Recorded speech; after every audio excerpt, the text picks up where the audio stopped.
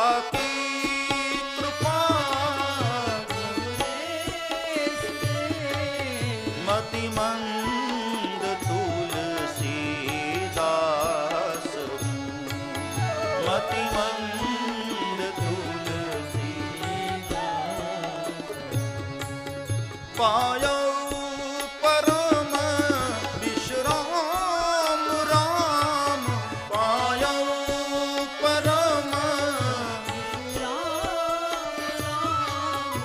समान प्रभु नाई कहूं समान प्रभु नाई कहूं जाकी कृपा लवलेस ते जाकी कृपा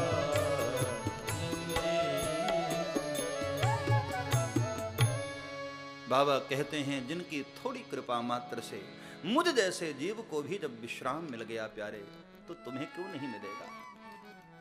राम ही सुमिरिय गाय राम ही, एक बार सुनकर तो देखो। राम कथा हमें विश्राम देती है,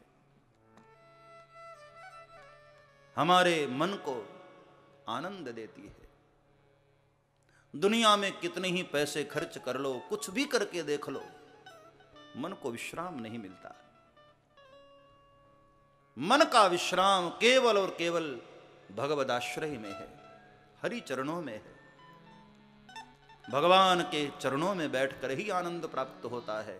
संसार में कहीं भी आप भटको, ये संसार दुखालय है, अशाश्वतम दुखालयम। न तो शाश्वत है और न ही यहां सुख है। संसार में सिवाय दुख के और कुछ नहीं।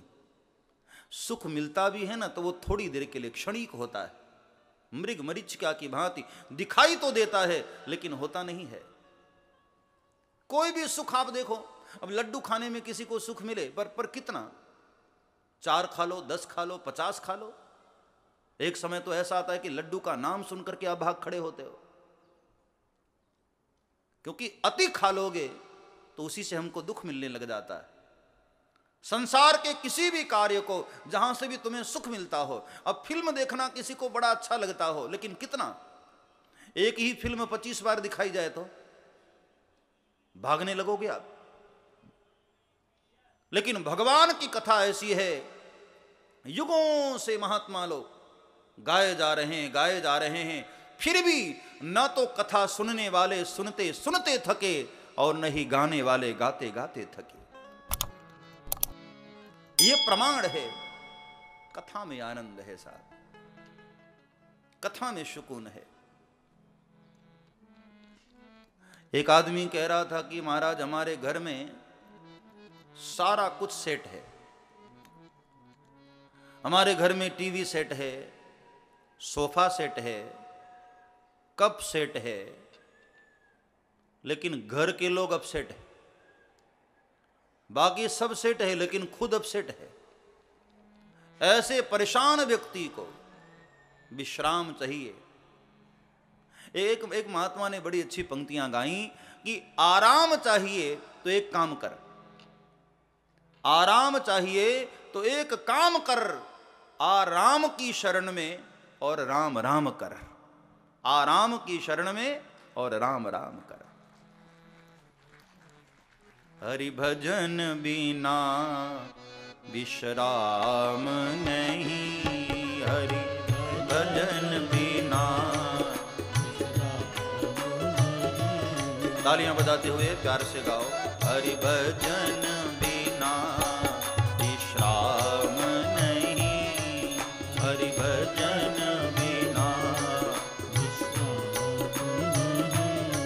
श्री राम बिना आराम नहीं, श्री राम बिना आराम नहीं, श्री राम बिना आराम नहीं, श्री राम बिना आराम नहीं, हरि भजन बिना विश्राम नहीं, हरि भजन बिना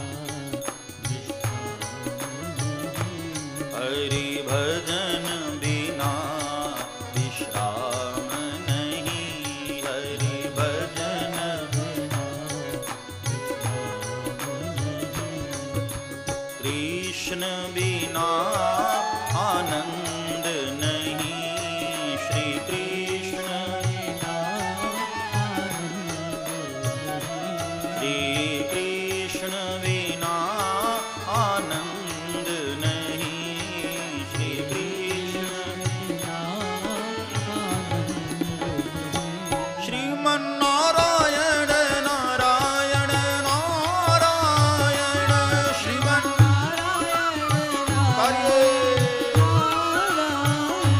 श्रीमन नारायण नारायण नारायण श्रीमन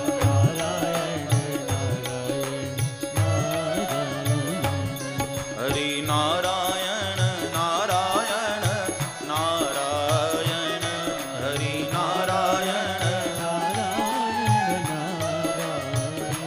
प्रभु नारायण नारायण नारायण प्रभु नारायण नारायण सत्य नारायण नारायण नारायण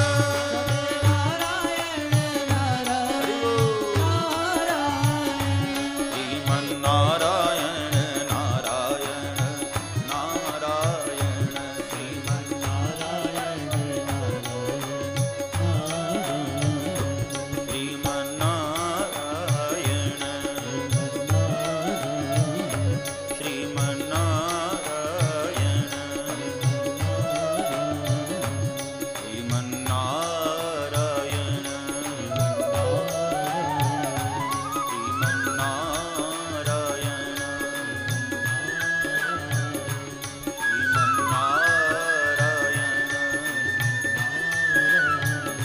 श्रीमन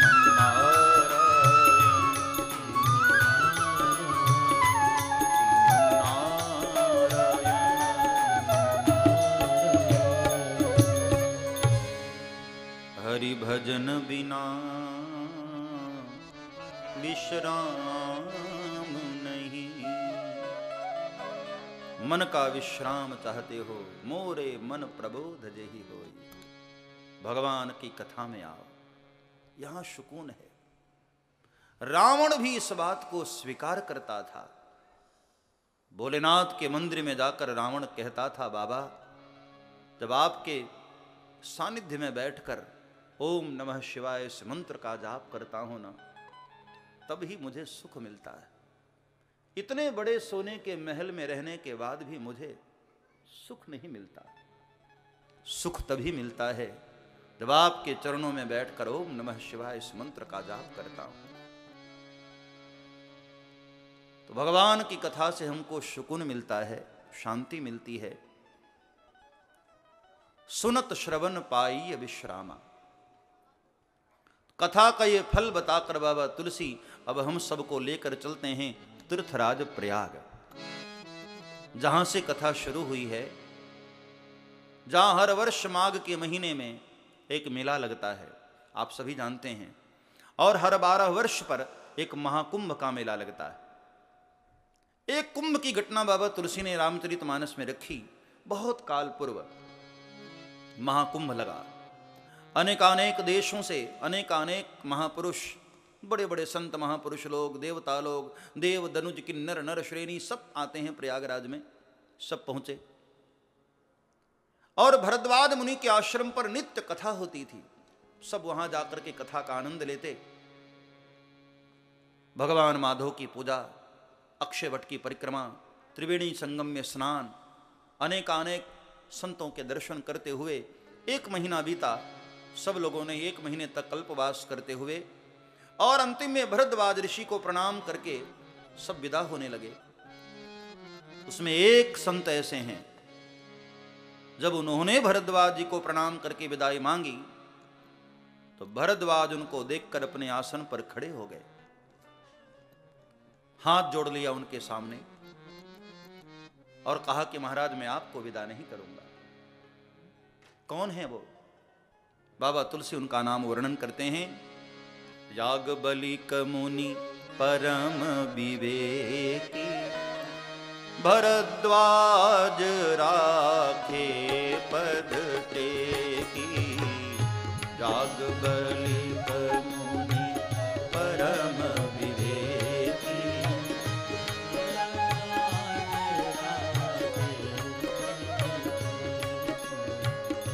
जागबलिक मुनि परम विवेकी, भरद्वाज राखे पद टेकी।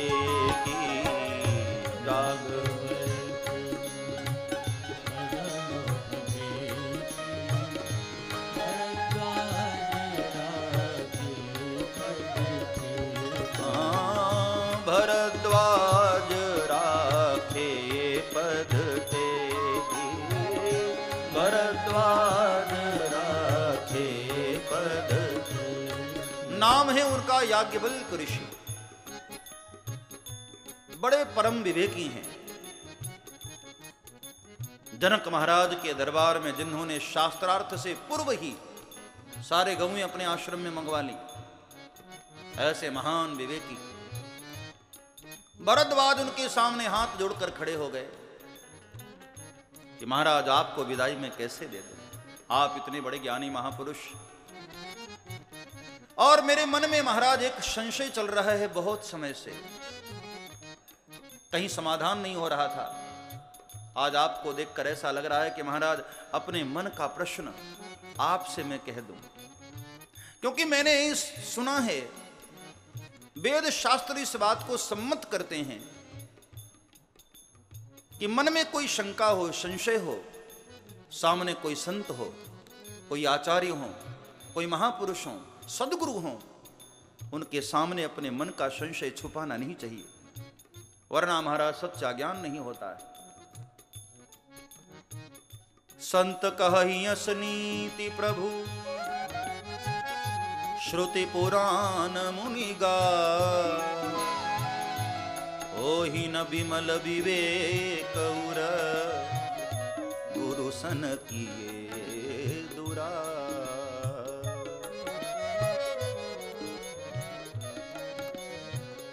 अपने मन की बात संतों से छुपाओ मत, सदगुरु के चरणों में बैठकर अपने दिल की सारी शंकाएं कह दो। सदगुरु और संत से कपट करने वाला ज्ञानी नहीं होता। सच्चा ज्ञान तभी मिलता है जब हम छुपाएं ना। इसलिए संतों के सामने जब भी जाओ दिल खोल कर जाओ, अपने मन में कोई कपट नहीं, कोई संशय नहीं। नाथ एक संशय बड़ मोरे, करगत वेद तत्व सब तोरे। नाथ एक संशय बड़ मोरे, करगत वेद तत्व सब तोरे। महाराज मेरे मन में एक बहुत दिनों से प्रश्न है, बड़ी शंका है, संशय है। और भगवान आप तो वेदों के पारंगत हैं, वेद के तत्व आपके लिए करगत है। इसलिए महाराज आज मैं चाहता हूं अपने दिल की बात आपसे कह दूं, पर क्या करूं। कहत सो मोहि लागत भय लाजा, जो न कहूं बड़ होई अकाजा। कहत सो मोहि लागत भय लाजा, जो न कहूं बड़ होई अकाजा। जो न कहूं बड़ होई अकाजा, जो न कहूं बड़ होई अकाजा। महाराज मेरे मन की जो शंका है कैसे कहूं, संकोच भी लग रहा है और महाराज डर भी लग रहा है, डर भी रहा हूं। याज्ञवल्क्य ने कहा कि अच्छा ठीक है, पूछो क्या पूछना है। तो डरते डरते भरद्वाज ऋषि ने अपने मन का प्रश्न किया कि महाराज राम कौन है। ध्यान से सुनो, हो सकता है आपके भी मन में ऐसा कोई प्रश्न हो कौन है राम? जिन राम की महिमा पूरी दुनिया में है, जिन राम का नाम भगवान शिव भी कैलाश पर बैठे हुए गान करते हैं, जिन राम नाम की प्रतिष्ठा वेदों ने भी की, जिन राम की चर्चा पुराणों ने उपनिषदों ने की, कौन है वो राम? वो जो दशरथ वाले राम हैं वही राम हैं या कोई और भी राम है? क्योंकि दाशरथी राम को तो मैं महाराज भली भांति जानता हूं, पर मुझे यह समझ में नहीं आती कि शिवजी जिस राम के नाम को जपते हैं वो यही हैं या कोई और भी हैं। एक बार किसी ने कबीर साहब से कहा था ना, एक राम दशरथ कर बेटा, एक राम घट घट में लेटा, एक राम है जगत पसारा, एक राम है सभी से न्यारा। कबीर साहब को कहा कि महाराज ये 4 राम हैं, इनमें कौन सा राम तुम्हारा? कबीर साहब तो हंसने लगे, और कबीर साहब बड़े टेढ़े संत थे, बड़े अक्खड़, ऐसा सपाट जवाब देते थे सामने वाला भाग खड़ा होता था। कबीर ने कहा कि तुझे राम 4 दिखाई दे रहे हैं ना, अब सुन, तेरा बाप भी 4 है। ओह, आदमी तो बेचारा घबरा गया, क्या बोल रहे हो बाबा, शर्म नहीं आती आपको, संत होते हुए ऐसी वाणी? कबीर ने कहा कि बैठ बैठ बैठ, नाराज क्यों होता है, मैं गिना रहा हूं ना, तेरे 4 बाप हैं, मैं जानता हूं। एक बाप तेरे दादी को वारो, एक बाप तेरे चाचा को भाई, 2 हुए ना। एक बाप तेरे चाचा को भाई, एक बाप तेरी दादी को वारो, एक बाप तेरे नाना को जमाई, एक बाप तेरे फूफा को सारो। ये 4 हो गए ना। अब इसमें से बता तेरा वाला बाप कौन है? उसने कहा कि महाराज ये चारों तो एक ही हैं। कबीर ने कहा है ना, इसी तरह सोई राम दशरथ कर बेटा, सोई राम घट घट में लेटा, सोई राम है जगत पसारा, सोई राम है सभी से न्यारा। राम कोई 10-5 नहीं हुए हैं, एक ही राम है साहब। वही ब्रह्म, वही परमात्मा जब नाम रूप को स्वीकार करता है तभी उन्हीं का नाम राम होता है। यहां भरद्वाज ऋषि ने भी वही प्रश्न किया, कौन है राम? याज्ञवल्क्य जी बड़े मुस्कुराए। याज्ञवल्क्य ने कहा, भरद्वाज ये होशियारी क्यों कर रहे हो, सीधे सीधे कह दो ना कि मुझे राम कथा सुननी है। राम कथा की बात आई तो भरद्वाज ऋषि भाव मग्न हो गए, आंख में भावाश्रु आ गए। कहा, भगवान आपने हमारे दिल की बात जान ली, मैं राम कथा ही सुनना चाहता हूं, लेकिन आपसे कहने में मुझे संकोच लग रहा था, डर भी लग रहा था। अच्छा हुआ आपने मेरे मन की बात समझ ली, महाराज मुझे सुनाएंगे ना? याज्ञवल्क्य ऋषि बड़े प्रसन्न हुए, कहा भरद्वाज जरूर सुनाऊंगा। आज मैं सोच कर ही निकला था कि कोई सुनाने वाला मिलेगा तो सुनेंगे, और कोई सुनने वाला मिलेगा तो सुनाएंगे। और भरद्वाज जैसा श्रोता मिले, कौन वक्ता प्रसन्न ना हो। बड़े प्रसन्न हुए। अब याज्ञवल्क्य ऋषि राम तत्व के विषय में भरद्वाज जी को बता रहे हैं, लेकिन वो चर्चा हम लोग कल 1 बजे करेंगे।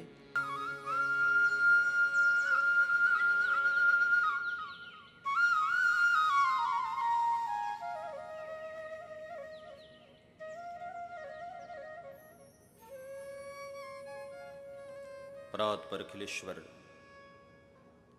अकारण करुणावृणालय, भक्तवत्सल भगवान श्री राम, उनकी ही परम वांगमयी लीला यह रामचरितमानस, किशोरी राधा रानी की कृपा से, श्री हनुमान जी महाराज के परम आशीर्वाद से, पूज्यपाद संत श्री मौनी जी महाराज के परम सानिध्य में राम कथा आज दूसरे सत्र में प्रवेश कर रही है। आज की वेला में उपस्थित आप सभी श्रोता भाई बहनों का मेरी व्यासपीठ से पुनः एक बार बहुत बहुत स्वागत और अभिनंदन।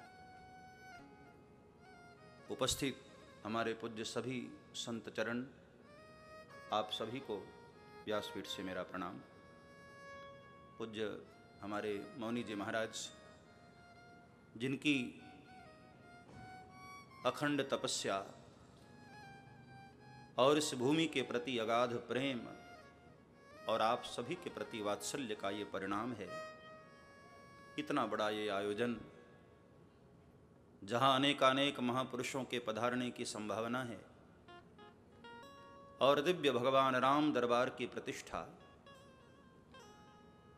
हम सभी क्षेत्रवासियों के कल्याणार्थ, साधु के हर कार्य में परमार्थ होता है, हर विचारधारा में जन कल्याण की भावना होती है और इसी के परिणाम स्वरूप ये कथा की गंगा बहती हुई इस पवित्र पुनीत धरा पर आई।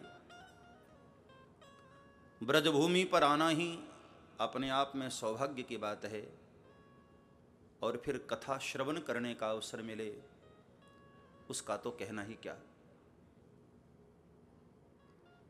हमारे पूर्व जन्म के पुण्यों का ये परिणाम है, हमको भगवान की कथा प्राप्त हुई है। वैसे भी रामचरितमानस जन जन के लिए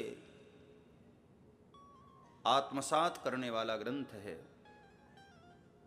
भगवान राम के चरित्र को बिल्कुल हूबहू बाबा तुलसी ने रामचरितमानस में रखा। कल हम लोगों ने मानस के वंदना प्रकरण का दर्शन किया और बड़ा प्यारा प्रश्न उठाया है भरद्वाज मुनि ने याज्ञवल्क्य ऋषि से, प्रभु राम कौन है। देखो, भगवान को तर्क से जानना संभव ही नहीं है। कोई भगवान राम पर अपनी बुद्धि लगाए, तर्क करे, तो जान ही नहीं सकता है, क्योंकि हमारी बुद्धि की एक सीमा है और वो तो असीम है। असीम परमात्मा को सीमित बुद्धि से जानना संभव ही नहीं। भगवान शंकर भी मानस में पार्वती मां को कहते हैं, रामवतार क्या बुद्धिमान बानी, रामवतार क्या बुद्धिमान बानी। भगवान राम अतर्क्य हैं, बुद्धिमान वाणी से परे हैं। शब्दों में ब्रह्म को जानना कहां संभव है, असीम है वो। और हमारी बुद्धि की एक सीमा है, सीमित बुद्धि से असीम परमात्मा को जानना संभव ही नहीं। हां, इशारे हो सकते हैं उसके विषय में, लेकिन शब्दों में कौन जान सकता है।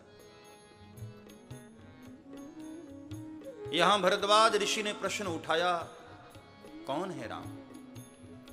हे भगवान, मुझे राम जी की महिमा को जानने का मन है। याज्ञवल्क्य ऋषि बड़े प्रसन्न हुए। देखो, संतों से कोई भगवत विषयक प्रश्न करता है तो संत जन बड़े खुश होते हैं। इसलिए संतों के पास जब भी जाने का अवसर मिले, बैठने का अवसर मिले, तो केवल भगवत चर्चा ही हो, सांसारिक चर्चा नहीं। एक तो बड़े भाग्य से संतों के पास बैठने का अवसर मिलता है। दुनिया में कई लोग ऐसे हैं जिन्हें संत का क्षण नसीब नहीं है। हर चीज होगी उनके पास, लेकिन किसी संत का सानिध्य नसीब नहीं। इसलिए दो चीजें जब जीवन में हमको मिलें तो उनको संजोना चाहिए, बर्बाद नहीं करना चाहिए। संत का क्षण और अन्न का कण, ये दोनों ही संभालने जैसे हैं। दुनिया में कई गरीब ऐसे हैं जिनको संत का क्षण नसीब नहीं है, और दुनिया में कई गरीब ऐसे भी हैं जिनको अन्न का कण नसीब नहीं। संत के क्षण से जो दूर हैं वो गरीब हैं। धन दौलत कितनी ही वो कमा ले, लेकिन फिर भी आध्यात्मिक दृष्टि से वो गरीब हैं। कई लोग ऐसे हैं जिनको संत का क्षण नसीब नहीं है, और बड़भागी हैं वो जिनके ऊपर किसी संत का वरद हस्त होता है। इसलिए जब संतों के पास बैठने का अवसर मिले, मेरे भाई बहन, उनके क्षण को बर्बाद न करो। भगवत विषयक प्रश्न हो, भगवत चर्चा हो, बड़े प्रसन्न होते हैं साधुजन। याज्ञवल्क्य ऋषि से जब भरद्वाज ने प्रश्न किया, याज्ञवल्क्य ऋषि बड़े खुश हुए। संतजन जब आश्रम से निकलते हैं तो ये सोचकर कि कोई सुनाने वाला मिले तो हम सुने, और कोई सुनने वाला मिले तो हम भगवत चर्चा सुनाएं। और जब दोनों ही नहीं मिलते हैं तो कहीं बैठकर हरि स्मरण करते हैं। श्रवणम कीर्तनम विष्णु स्मरणम, ये भक्ति के 3 चरण हैं, प्रारंभिक 3 चरण। श्रवणम कीर्तनम विष्णु स्मरणम पाद सेवनम अर्चनम वंदनम दास्यम सख्यम आत्मनिवेदनम। 9 प्रकार की भक्ति है, लेकिन प्रारंभिक 3 चरण जो हैं, श्रवणम कीर्तनम विष्णु स्मरणम। कहा याज्ञवल्क्य ने, हे भरद्वाज, अपने मन को प्रभु चरणों में लगाओ। कथा में तन से ज्यादा महत्व मन का होता है। अब कथा में आपका तन तो आए लेकिन मन न आए तो कथा में आप बैठे रहेंगे, कथा आपके भीतर नहीं बैठेगी। और मजा तो तब है जब कथा हमारे भीतर बैठे। हम बैठे रह जाएं कथा में और कथा हमारे भीतर ही न बैठे। इसलिए तन के साथ साथ मन को भी यहां रखना। कई लोगों का तन यहां होता है और मन घूमता रहता है। साधु में और संसारी में यही तो अंतर है। साधु का तन घूमता है लेकिन मन स्थिर होता है। विचरण करते रहते हैं महात्मा लोग, घूमते रहते हैं, कभी यहां कभी वहां कभी वहां।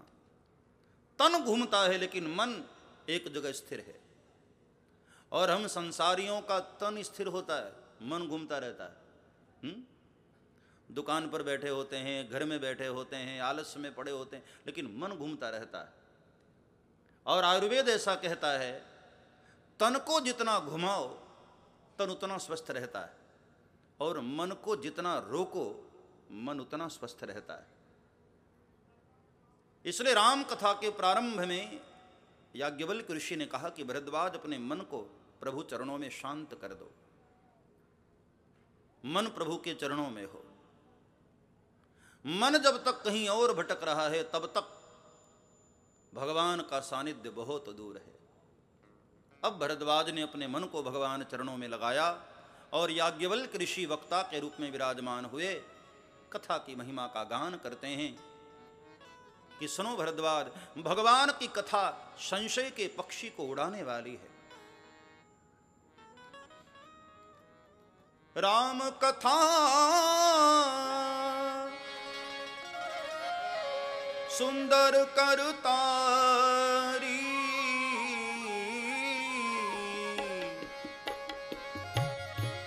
राम कथा सुंदर करतारी, राम कथा सुंदर करतारी,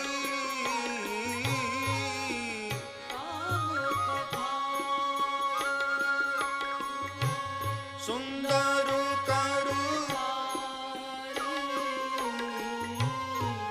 संशय विहंग उड़ावनिहारी,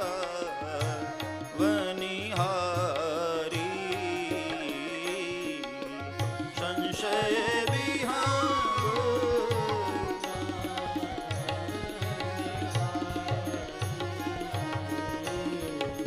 संशय विहंग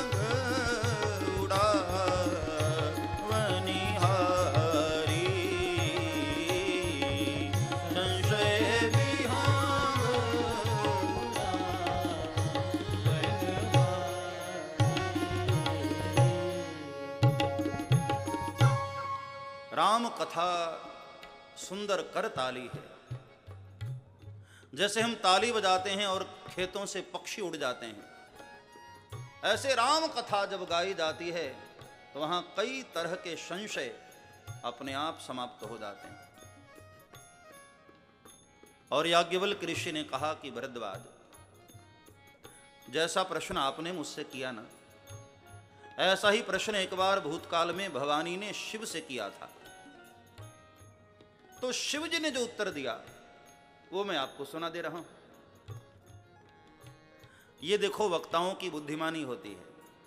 कोई भी वक्ता जब कथा गाते हैं ना, तो ये नहीं कहते कि कथा मैं सुना रहा हूं, वो जो मैंने एक जगह सुनी थी वो आपको सुना रहा हूं। क्यों भाई? क्योंकि वक्ताओं को पता है कि बोलने वाला मैं थोड़ी हूं, भीतर बोलने वाला तो कोई और होता है, और मैं कह रहा हूं ये कहना तो अभिमान होता है। अब यहां स्पीकर्स लगे हैं, इनको पता है कि बोलने वाला मैं नहीं हूं, बोलने वाला पीछे कोई और है। ऐसे ही व्यासपीठ पर बैठे हुए वक्ता को पता होता है कि मैं तो कन्हैया की उस बांसुरी की तरह हूं। वो फूंक मारता है और बांसुरी बज उठती है। जैसा बजाना चाहता है बांसुरी वैसी बजती है, जितनी देर बजाना चाहता है उतनी देर बजती है, जब बजाना चाहता है बांसुरी तब बजती है। वक्ता भी गोविंद की बांसुरी की तरह होते हैं। अपना कुछ नहीं होता है, परमात्मा जैसा बुलवा लेते हैं वैसा बोल देते हैं। इसलिए वक्ता लोग कभी भी मैं नहीं करते हैं कि मैं कथा कर रहा हूं, नहीं। भगवान शंकर ने भी पार्वती जी को कथा सुनाई तो कहा कि देवी, ये जो मैंने काकभूषुंडी जी से सुनी थी ना, वो सुना रहा हूं आपको। याज्ञवल्क्य ऋषि भी कहेंगे कि नहीं नहीं, मैंने शिव से जो सुनी थी वो आपको सुना रहा हूं। बाबा तुलसी भी कथा लिखते हुए कहते हैं, अपने गुरुदेव से मैंने जो कथा सुनी थी सुकर खेत में, अब वो कथा मैं आपके समक्ष गा रहा हूं। यहां तक कि भगवान कृष्ण भी भगवद गीता में अर्जुन को सुनाते सुनाते कहते हैं, अर्जुन ये मैं पहली बार तुझे गीता नहीं सुना रहा हूं, ऋषिभिर बहुधा गीतम। इसके पहले भी ऋषियों ने कई बार इस गीत को गाया है और मैं गाए हुए गीत को गा रहा हूं। याज्ञवल्क्य ऋषि ने भी कहा कि शिव ने जो कथा सुनाई वो मैं आपको सुना रहा हूं। एक बार त्रेता युग माही, एक बार जय हो त्रेता युग माही, एक बार त्रेता युग माही, एक बार त्रेता युग माही, शंभु गए कुंभज ऋषि पाही, शंभु गए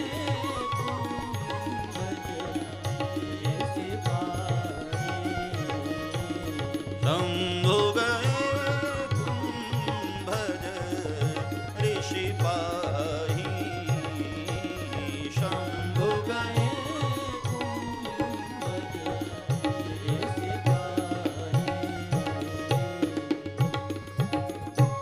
एक बार त्रेता युग में, त्रेता के चतुर्थ चरण में, भगवान शंकर कैलाश पर बैठे ध्यानस्थ अचानक समाधि से उठे तो मन करने लगा कि चलो राम कथा सुनकर आते हैं।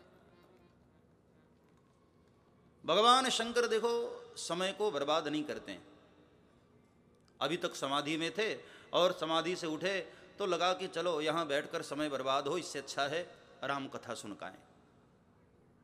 और तुरंत भोलेनाथ निकल दिए कथा सुनने के लिए। और गए भी कहाँ? कुंभज ऋषि के आश्रम पर। कुंभज ऋषि का आश्रम नासिक में दक्षिण का दंडकारण्य में है, दक्षिण भारत की ओर। और भोलेनाथ कहाँ हैं? कैलाश पर।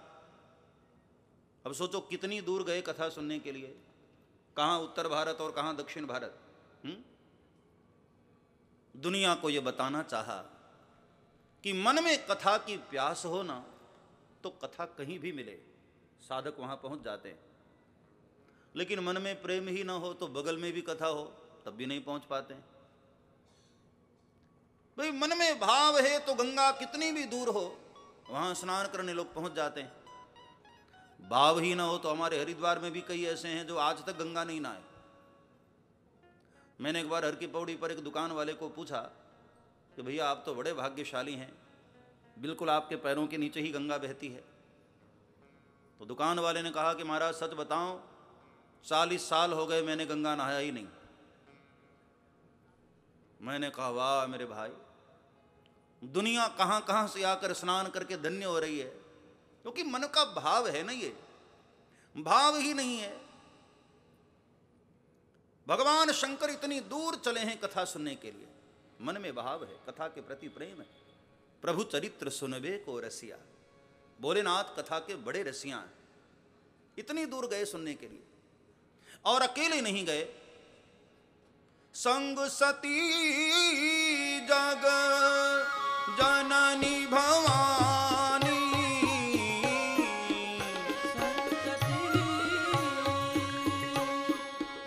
जग जन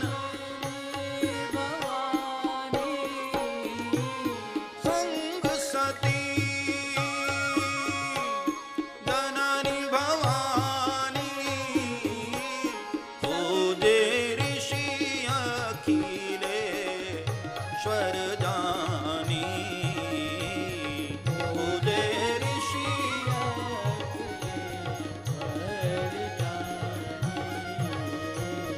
पूजे ऋषि अखिलेश्वर जानी, पूजे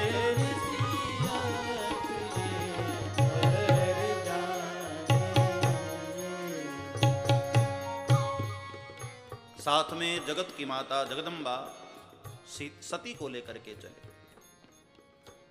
देखो यहां भोलेनाथ ने श्रोताओं के कुछ कर्म बताए हैं।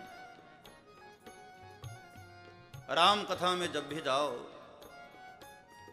तो पहली बात तो श्रद्धा हो, और दूसरी बात एक अच्छा साथी मिल जाए तो और अच्छा है, और तीसरी बात जहां जाना है वो लक्ष्य आपका निर्धारित हो। अब कथा के लिए निकलो और बीच में कहीं और चाय पानी करने लग जाओ, नहीं,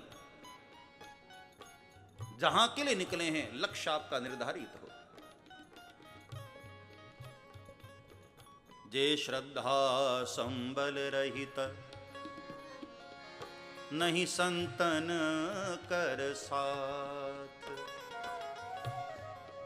तिन कहूँ मानस वगमवती, जिनहि न प्रिय रघुनाथ, जिनहि न प्रिय रघुनाथ। मानस में वही आनंद ले सकता है जिनके भीतर ये तीन बातें हों, श्रद्धा रूपी संबल, और किसी संत महापुरुष का साथ, एक सज्जन का साथ, और तीसरी बात रघुनाथ के चरणों में अनंत प्रेम। एक श्रोता के यही तो लक्षण है। कथा में आओ तो मन में श्रद्धा हो, एक अच्छा साथी हो। भगवान शंकर अपनी पत्नी को ही लेकर चले। यहां एक बात और ध्यान देने योग्य है। कई भाई लोग ऐसा सोचते हैं ना कि भाई मेरे पास समय नहीं है, घर वाली सुन कर के आ जाएगी तो आधा फल तो मुझे मिल ही जाएगा। मैं तो उस आदमी को ढूंढ रहा हूं कि किसने ये बात फैलाई कि घर वाली कर लेती है तो आधा तो मुझे मिल ही जाता है। अरे भाई आधा संपत्ति इत्यादि में होता है, कर्म में थोड़ी आधा होता है। ये तो कर्म की भूमि है, जो जस करहि सो तस फल चाखा। अब किसी इंसान को फीवर हो, बुखार हो, और उसकी घरवाली इंजेक्शन ले ले तो क्या वो ठीक हो जाएगा? तुम्हें भूख लगी हो बहुत तेज, दुकान पर बैठे हो या खेत में काम कर रहे हो, समय नहीं है, बहुत बिजी हो, और घर पर फोन करके अपने घरवाली से कहो ये काम करो, मेरे हिस्से वाला भोजन भी तुम कर लो, मेरा पेट भर जाएगा। 4 दिन करके देखना ऐसा। भोजन खुद करना पड़ता है तो भजन भी खुद ही करना पड़ता है। भजन भी खुद ही करो। ये आधा आधा होता होगा संपत्ति इत्यादि में, कर्म में नहीं। कर्म प्रधान विश्व करी राखा, कर्म प्रधान विश्व करी, जो जस करहि सो तस फलता, जो जस, यहाँ जो जैसा करता है उसी को मिलता है। इसलिए भगवान शंकर अकेले नहीं गए। संग सती जग जननी भवानी,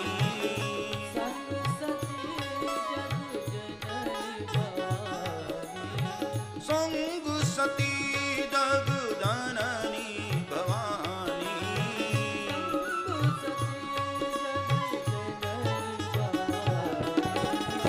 पूजे ऋषि अखिलेश्वर जानी, पूजे ऋषि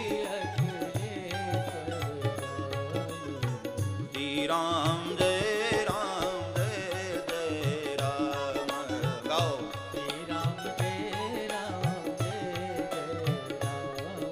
बीच बीच में कीर्तन चलते रहना चाहिए।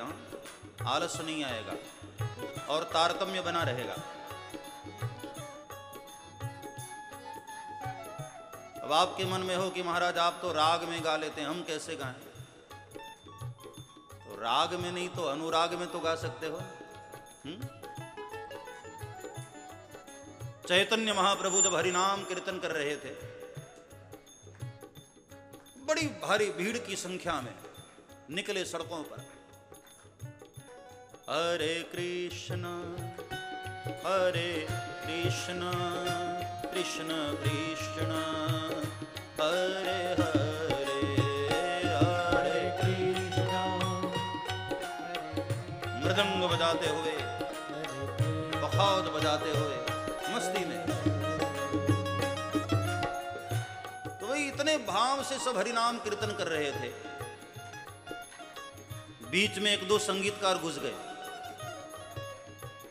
अब संगीतकार तो बड़े हिसाब किताब वाले होते हैं, ताल गिन रहे हैं, कहां धा आ रहा है, कहां सम आ रहा है।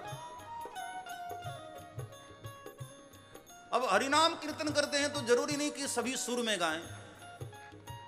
माताएं जब कोई गीत गाती हैं तो सब पीछे पीछे गाने लगती हैं, तो जरूरी थोड़ी कि सब एक ही सुर में गाए, किसी का ऊपर किसी का नीचे। तो संगीतकार सबको बीच बीच में कहने लगे, भाई सुर में गाओ। अब उसको सुर बेचारे को आए ना तो चुप हो जाए। फिर बगल वाले को आका, अरे भाई सुर में गाओ ना, बेसुरा क्यों गा रहे हो? तो धीरे धीरे धीरे भीड़ में कई लोग बेचारे चुप हो गए।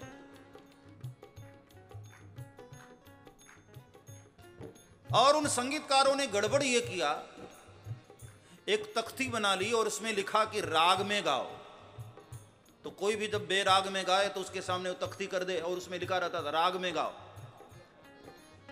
अब बेचारे को राग आए ना तो चुप हो जाए। गांव के लोगों को कहां राग आए? तो जब वो तख्ती चैतन्य महाप्रभु के पास पहुंची तो उन्होंने 2 अक्षर उसमें और जोड़ दिया। राग से गाओ ऐसा नहीं, उसमें अ और नु लगा दिया, अनुराग से गाओ। राग हो न हो, अनुराग होना चाहिए, भाव होना चाहिए। श्री राम जय